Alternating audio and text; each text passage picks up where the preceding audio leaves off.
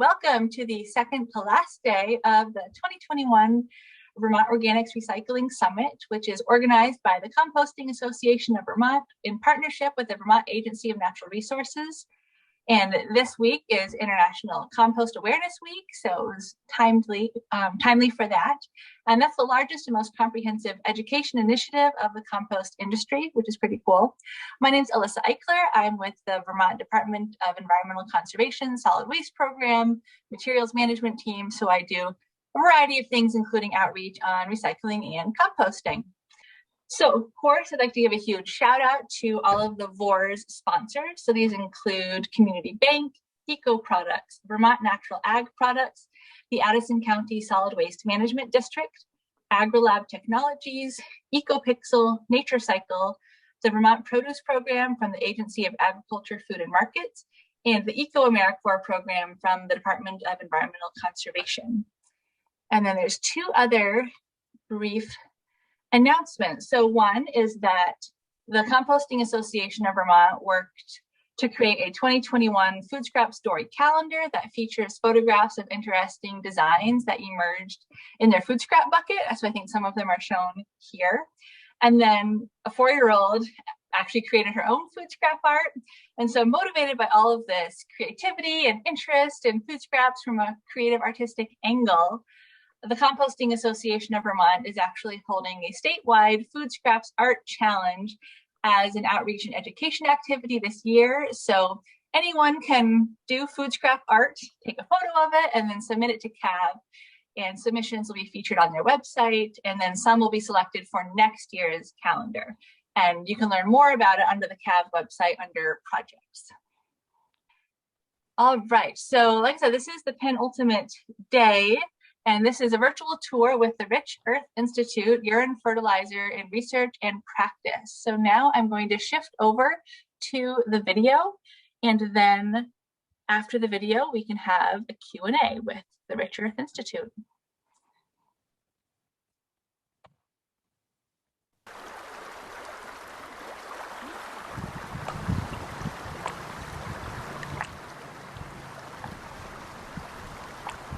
I'm Kim Nace, co-founder of the Rich Earth Institute, and I'm here today beside the Connecticut River. In the Northeast, the Connecticut River, known as the Quenatuck by the Abenaki, is the longest river that we have in New England. It is 400 miles long, and it makes its way from Vermont all the way through Massachusetts and Connecticut to Long Island Sound. Long Island Sound has some problems with nutrient pollution, and some of that nutrient pollution comes from our activity up here in the northern section. We are washing the nutrients from our body through the soils and out into this watershed.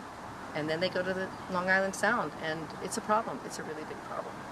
Rich Earth Institute is really proud to be part of the movement to acknowledge our responsibility as people to protect our watershed. And that's what we're working towards. My name's Abe Noe-Hayes. I'm the research director here at the Rich Earth Institute, and been here since the beginning, since 2012. Working on how to recycle urine into something useful. The reason that we do this is because currently when we flush urine down the drain, there are a lot of plant nutrients in urine, like nitrogen, potassium, phosphorus, magnesium, zinc, iron. All the vital elements are in urine, and when we flush them down the drain, a lot of them end up in rivers and in lakes and in Long Island Sound. And once they get there, they become plant fertilizer for algae that live in the water that actually shouldn't be there in high levels. So that fertilizer fertilizes algae that grows, makes shade, it dies, absorbs oxygen, kills fish, causes environmental damage. That's one issue with flushing urine down the drain. We have a vision for a different way of handling it. Instead of flushing it, we want to collect it, and then we want to use that fertilizer value where it's needed, which is on farms. Hi, I'm Ivan Yusak. I'm the Executive Director of the Rich Earth Institute. Instead of sending our bodily nutrients downstream as waste, here at the Rich Earth Institute, we turn those nutrients into productive fertilizer. This ancient practice of ecological sanitation has been eclipsed in modern times by water-based flush and forget technology. But such productive practices are still in use throughout many parts of the world.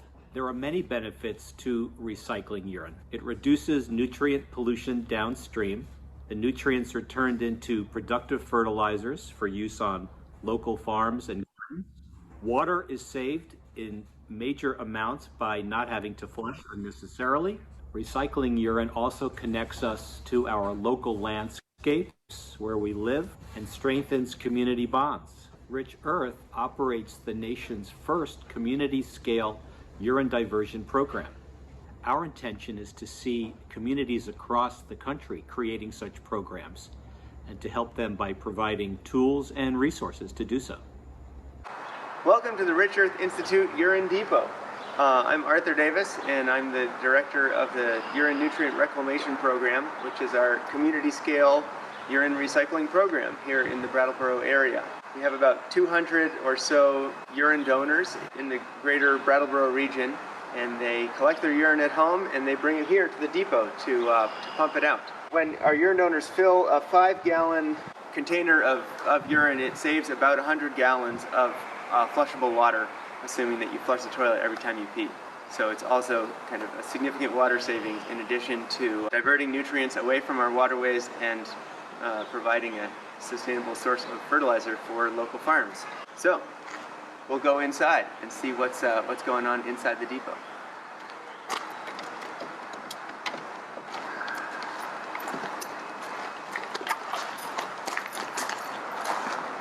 So here is our urine pumping station. Donors just set their jugs right up on this white square and then push the handle down into the jug, and we'll show you how it works here.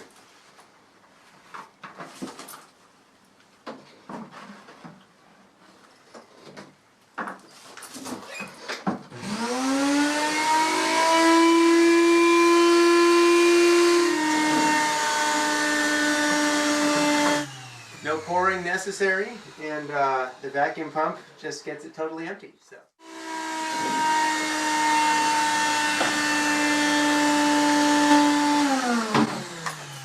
Easy as that. The last thing we have people do, we have a log book where we have a kind of a community competition for who can donate the most urine, and so then people fill that out if they so choose, and that's all it takes. Most people use these 5-gallon urine collection devices in their homes. It's basically a 5-gallon jug with a funnel mounted on top. You can either pee directly into it or as an easy to pour into vessel. We have people of all ages, genders who use this system. It's come to be part of their daily habit. And we are looking to move towards more permanently plumbed urine diverting systems, which is where some of these kinds of toilets come in. Here at the Rich Earth Institute, we're piloting one from a Swiss company called Laufen, which you'll see. It's in our bathroom. We're also working with this toilet, which is made by a company called Wostman, and has a urine diverter while still being a flush toilet. There are also composting toilets that divert urine. We're currently working through the permitting process with the Vermont DEC to pilot our first permitted installations of urine diverting fixtures and urine collection systems, both in residences and in some commercial buildings. Hopefully someday you'll be able to go into a building and have the bathroom there be a urine collection system. So here we are in the Rich Earth Institute bathroom. We're piloting this toilet from the company Laufen. It's a Swiss toilet company. This is called the Laufen Save toilet. It's kind of a new version of urine diverter. Instead of having two separate places where the feces and the urine go, the urine gets peed onto this shelf, and then surface tension holds it and it diverts around into a separate tank. Rich Earth Institute also runs a portable toilet service where we retrofit regular plastic portable toilets into container-based, partially urine diverting systems. So let's go inside and see. So you can see it mostly looks the same as a regular portable toilet. We've rebuilt the commode so that it fits the containers that we need underneath.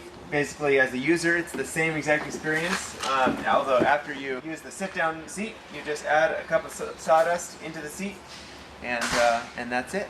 We get lots of great feedback from users of this system. A lot of people really like the fact that there's no splashback from the liquid that is often in the bottom of traditional portable toilets. Also, you don't have that chemical smell from the chemical that's down in regular portable toilets. It also smells a little bit like hardwood wood shavings, which is kind of nice.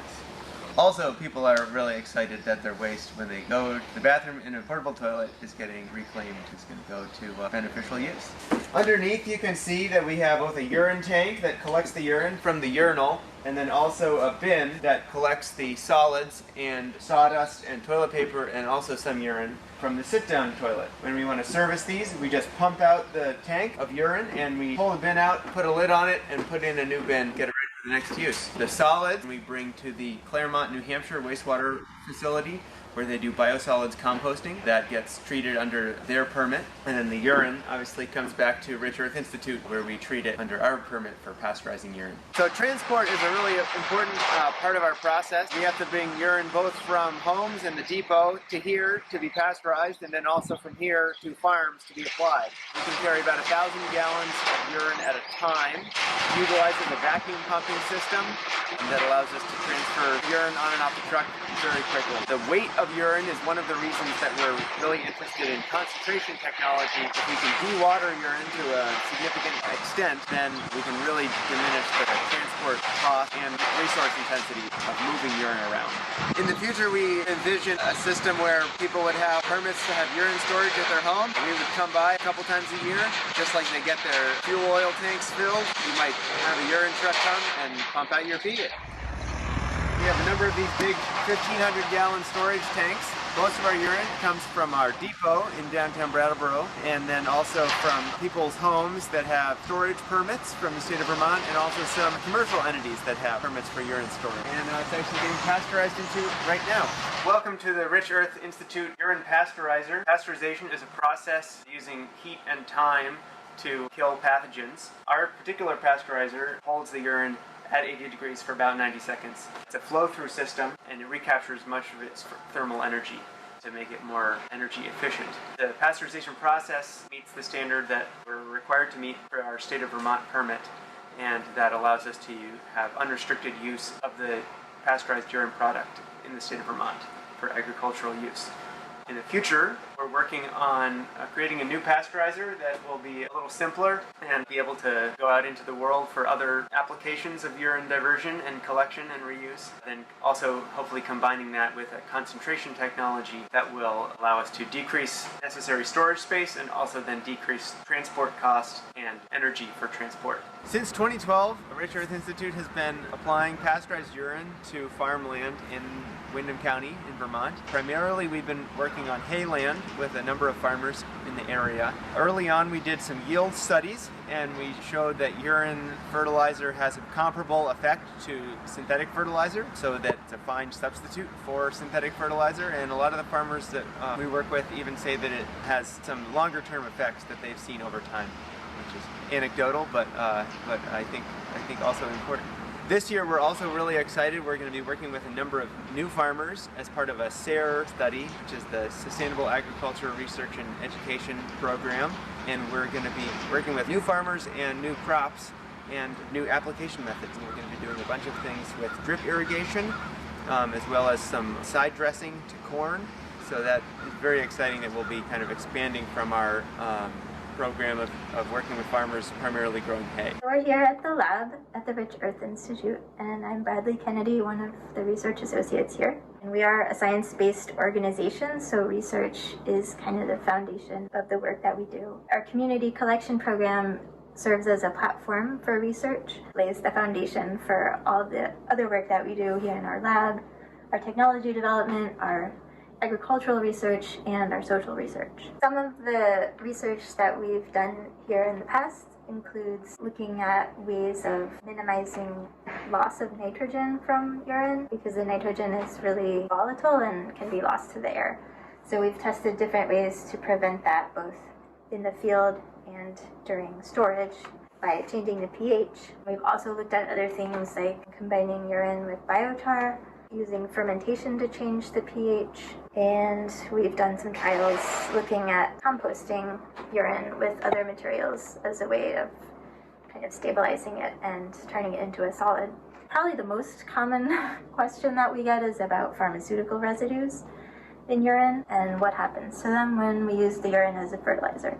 It's a really important question, and one that we've been studying for the past 7 years. So far, all of our results are pointing in the same direction. It seems like most of the pharmaceutical residues are broken down during the treatment of urine or after it's applied to the soil, because soil is so good at breaking things down. So right now it seems like there's a negligible risk to the consumer from any pharmaceuticals that might be in the urine. That said, there's still things we don't know, and it's an ongoing field of research. But for now, we're cautiously optimistic. I'm Tatjana Schreiber, and I coordinate the social research that we do. We have been interested in the social transformation that has to happen for people to become comfortable with using urine in a different way. The concerns, ideas, values, beliefs that people have about any risks that there might be, and the responsibilities that people think that they should have around using urine and transforming our whole waste system and our whole agricultural system. Our whole approach is called participatory action research. We believe that we should try to involve all different kinds of people from all kinds of backgrounds and experiences to better understand the range of perspectives that exist around this. The more ideas and the more perspectives you have, the better able we are to design our other kind of research, our technical research, to meet people's needs. One of the really interesting things about this research is that it touches all kinds of people. It touches everyone because we all pee and we all eat. There's a lot of cultural differences in how people think about urine or how it's been used, historically in different cultures and in different places around the world. We're interested in those stories, things that people remember. People tell us that, oh yeah, my grandfather always said to pee in the garden or whatever.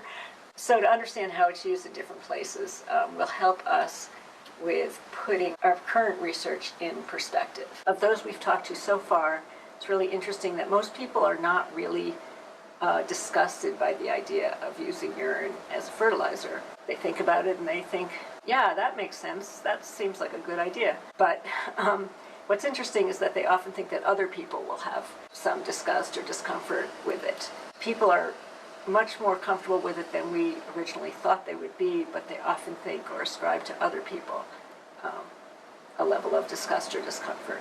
So what we think that means is that it's important to gather people together to share ideas and see if your assumptions about other people are actually true, or maybe you're just assuming this about other people. So this is our Rich Earth Institute research and demonstration garden. We've tried to experiment a little bit with different aspects of how you can use urine in a home garden situation. We're educating people as we learn about it, and we're also very interested in hearing everybody's stories and experiences.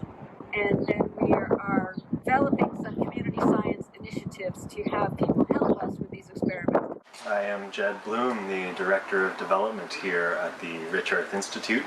And we have so many exciting things planned with a big renovation project here. We invite anybody who wants to come check out what we're doing at our research center to come give us a visit here in Brattleboro. We certainly will be rolling out a lot of educational programming, including our popular Urine My Garden webinar series, which teaches folks about how to use a home-scale collection and application of their own urine to support the vegetables they are growing in their own gardens. In the future, we see the nutrient recycling model as something that can expand to communities across the country and potentially around the world as we provide tools and knowledge and resources to help folks understand the power of this practice and also the practical applications of how to do it. Please do reach out to us with all of your questions and comments and potentially teach each other things about the practices that we have around closing the nutrient cycle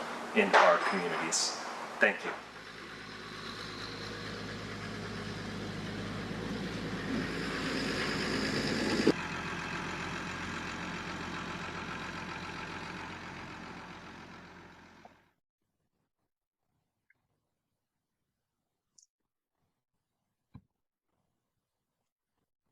Well, that was an excellent video, so thank you. And so now we can move on to Q&A. We have Arthur Davis and also Julia Kavici from the Rich Earth Institute here. And like I said, there you can type questions into the chat box, but I think there's also probably few enough of us that you can also raise your hand and we can have Oops, can you still hear that? I think I have stuff happening on my screen, but hopefully it's not coming through. Looks good to me. Okay, good. I just stopped sharing, but didn't actually close YouTube on my end, so apologies. Anyway, so yes, the floor is open with any questions. Or I guess, Arthur, if you have any follow-up thoughts too. Yeah. Well, also just so to introduce Julia, since Julia is the one person you didn't see in the video because she was filming the video, so she's our outreach and education person here at the Institute.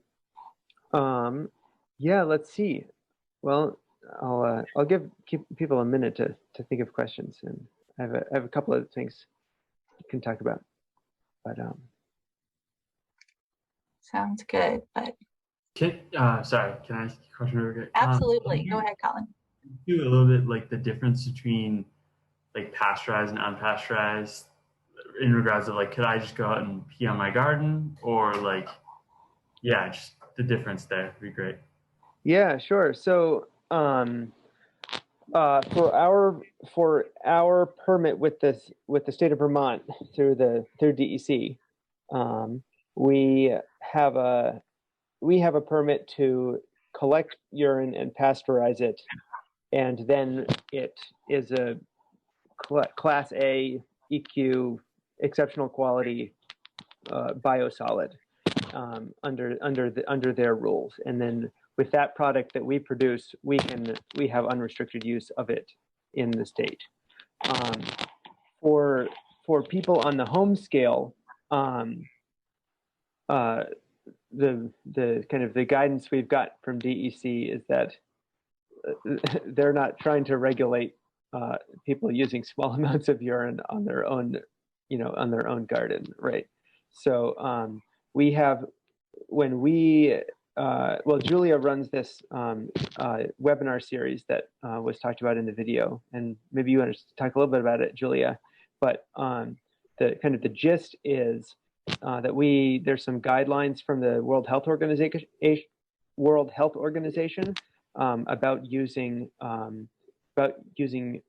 in untreated urine for food crops in your own garden, and so we basically promote those practices. And anyway, Julie, you might know them off the top of your head. Yeah, so basically the main you can also come to one of our webinars. Yes, yeah, I was just going to put the link into that. But the main question to think about is whether or not you want to share any of the produce from your garden harvest with folks outside of your own household. So the World Health Organization guidelines basically say that if only the people in your own house are going to be eating the crops that you're fertilizing with your own house's urine, then you don't need to sanitize the urine at all. It's completely safe to just do that. But they recommend that if you're planning on sharing your garden harvest or doing this in a community garden or something like that, the way to sanitize your urine at the home scale is to store it for 6 months at room temperature. And that will basically raise the pH in the urine high enough to kill any potential pathogens. So those are the guidelines for that. Yeah, and just this, I think one of the biggest reasons that kind of we have the restriction or our requirements for our community scale program is we're obviously not there, present for the donation process. We have urine coming from people all over the community, and so it's largely to deal with potential fecal contamination is what the pasteurization is largely dealing with. So it looks like we have a couple questions about more detail with what the pasteurization standard is, like what temperature and for how long, and then whether there are any other contaminants. You just mentioned, feces, but also whether menstrual blood, radioactivity from radiation treatments, etc. So in other words, is there urine that shouldn't be collected? Yeah. So to deal with the pasteurization first, I said it in the video, but I think I glossed over it pretty quick. So I'm sorry about that. But yeah, so it's 80 degrees Celsius for 90 seconds. And there's a time temperature curve that you have to hit. So we actually, I think we used to go for 70 degrees Celsius, but it has to be for quite a bit longer. And so we were, by bumping our machine up to 80, we can have a lot faster throughput. And then we're also required to test annually. So we get our pasteurized product tested for fecal coliform, as well as a number of other indicators. And that all goes to DEC. Let's see, the other one was about contaminants. Yeah, so I mean, obviously, there will be some amount of contaminants that go in, whether that's feces or menstrual blood. I've actually never encountered a question about radioactivity from radiation treatment, but that's a great question. And I don't know of anyone specifically who has donated urine during radiation treatment or anyway, that's a great question, and I don't have an answer for that one. So, but yeah, so in terms of feces and menstrual blood, that's as I mentioned before, that's one of the big reasons that we pasteurize is to reduce pathogens. And so my understanding is that our pasteurization requirement is the same as for treating sewage sludge that's going to be biosolids. And the big difference between what we're collecting and biosolids from sludge at a wastewater plant is that our product has never been mixed with everything that goes down the sink. So as an example, gray water or wastewater treatment effluent often has much higher levels of heavy metals, say. And since this product is basically just coming from human bodies, there's not the same kind of contamination issues that you would experience in the kind of like large-scale wastewater treatment plant sludge situation for making biosolids. Interesting. So we have another question of someone who would love to hear how your journey as a concept and company has, so I guess sort of like the history of how the Rich Earth Institute came to be, and where do you see this going in the future? Yeah, I'm happy to take this too, Julia. But if you want to jump in too, go for it. Sure. Well, I mean, the thing that like always astounds me about Rich Earth is how it started with just like a small handful of like really passionate community members who would collect their urine and bring it even before we had our urine depot, and watching it grow from there to now having 200 people and expanding towards creating more permanent installations and hopefully some legislation down the road that can make this more possible in other places. Yeah, so I guess to get some specificity in terms of where we hope to go, kind of on the community scale side of things, in terms of our program, one thing that we're currently in the process of doing is opening up a new depot in Rockingham, which is the next kind of medium-sized town north of Brattleboro. So that'll kind of open it up to a new, both a new community of potential urine donors, and then also new farmers who are up there. And as I mentioned in the video, we're doing this study this year through the SIAR program, which is really expanding the kind of application methods and crops, and also just number of farmers that we're working with. So that's very exciting. On the kind of technology and urine collection front of things, last year we formed a spin-off LLC from the Institute, which is a nonprofit organization. And so the LLC, we have funding from the National Science Foundation SBIR program, and we're working on on kind of building scale urine treatment system, and so that that system kind of in the building where urine is collected, we could pasteurize and concentrate and stabilize the nitrogen, so that's pretty exciting because it opens us up to the possibilities of larger scale installations in buildings.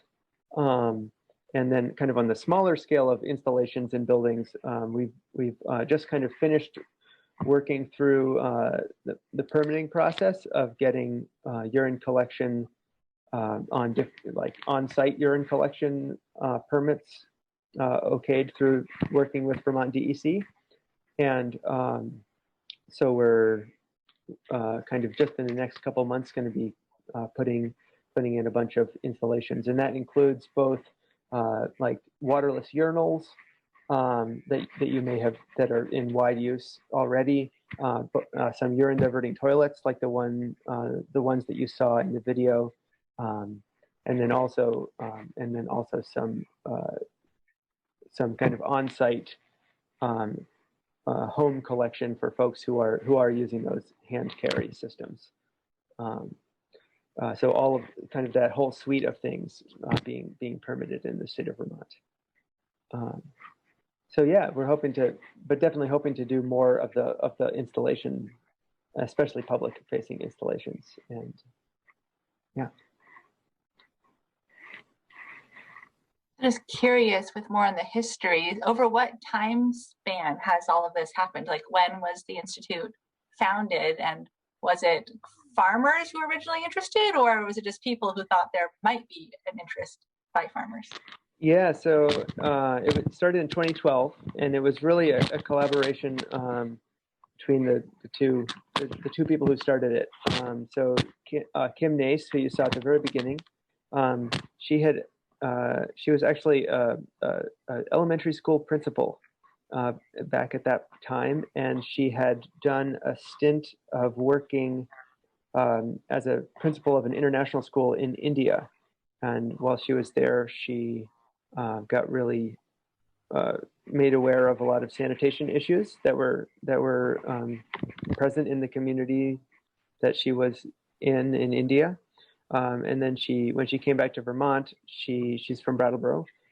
She wanted to do something, kind of some project related to sanitation, and she got hooked up with Abe, who you also met at the beginning of the video. And Abe was building composting toilets, and they figured out this idea and kind of grew from there. But yeah, it really grew, and it also grew with a couple farmers who we've been working with since the beginning, who expressed interest in participating and trialing the use on their farms, and we've really only grown in the number of farmers who have been involved since then. Interesting. And how unique is your program? Are there similar institutes elsewhere, or are you one of a kind?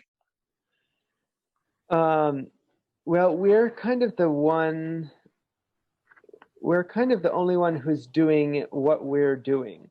There are lots of other folks, both in academia and kind of more community-based projects that are working on urine collection and reuse. But in the United States, to this point, so far as we know, we're the only kind of community scale, like in one place, collecting urine, treating it, and then applying it to land in the same general community that we know of. Although we are working on there are people who are interested in doing this in other places, and they get in touch with us in various degrees of kind of getting things off the ground. Interesting. Do we have any other questions? Maybe one thing that I'll add about the uniqueness of our research being grounded in the community approach is that it's kind of enables the way that this whole system works to be something that meets the needs or the desires of what members want to donate their nutrients to the system. And that kind of like community input and sort of collaborative building of this whole program is something that we want to continue as part of the Rich Earth Institute as it grows forward, especially as it designs new technologies and kind of works at different scales, is continuing to have that kind of community design element, which is where some of the social research aims of the Institute come in. So making sure that it's like logistically feasible and also something that fits with community and the needs of different kinds of stakeholders. But yeah, if anyone is curious, doesn't have, feel free to email us with questions after the fact, and or get in touch otherwise. And if you are coming through Brattleboro and you're curious to come see, let us know. Yay, and great to see you here, John Culpepper. Thank you, Julia. Thanks for all that you do. Well, if we don't have any other questions, and if Julia and Arthur, if you don't have anything else that you can think of that you want to share, we can certainly wrap up. But yeah, thank you for the invitation for anyone to reach out, either in person or virtually, if they do have other questions or interest. Definitely. Thanks so much for this opportunity and having us. hearing from you all. Yeah, absolutely, and it really was excellent. It's a little. It's kind of parallel to composting. I know composting is kind of one of the main themes of VORS, and we're not doing composting per se, but it has a lot of the same. I would say a lot of the same goals, and you know, definitely parallel process. Mm-hmm. Yeah. All right. Well, so just a short reminder that the program does continue tomorrow. So at 10, there's engaging a new generation of organics managers program. And then at 1, there's a haulers roundtable. And then at 3 is the last virtual tour of Black Dirt Farm compost facility in Stannard. So thank you again, Julia and Arthur. It really was an excellent video and great to be able to chat with you. And thanks to everyone who tuned in. Great. Thanks so much. Bye. Bye-bye.